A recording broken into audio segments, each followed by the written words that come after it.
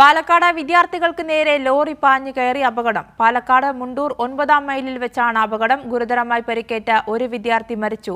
യുവക്ഷേത്ര കോളേജിലെ വിദ്യാർത്ഥി മുഹമ്മദ് ഫർഹാനാണ് മരിച്ചത്.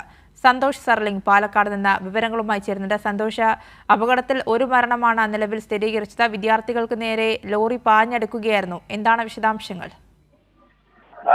ആര്യ, ഇന്ത്യൻ മെഡിക്കൽ അസോസിയേഷന്റെ ലോറിയാണ് അപകടമുണ്ടാക്കിയിരിക്കുന്നത്. ഈ വിവിധ ആശുപത്രികളിൽ നിന്ന് മാലിന്യവുമായി മലമ്പുഴയിലെ മാലിന്യ ശേഖരണ കേന്ദ്രത്തിലേക്ക് പോകുന്ന വണ്ടിയാണ്.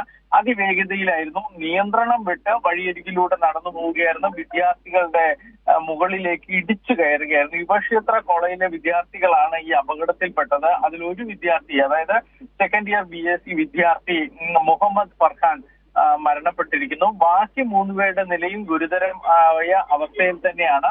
ഇപ്പോൾ പാലക്കാട് ജില്ലാ ആശുപത്രിയിലാണ് എല്ലാവരും ഉള്ളത്. ചികിത്സ, ഇതിൽ ഒരാളുടെ നില, ഈ 4 പേരിൽ ഒരാൾ മരിച്ചു. ബാക്കി 3 പേരും ജില്ലാ ആശുപത്രിയിൽ ആദ്യം എത്തിച്ചു.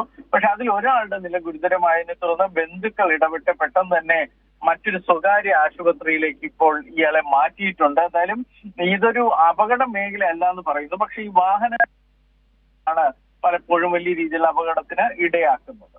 ശരി, സന്തോഷാണ് വിവരങ്ങൾ നൽകിയത്.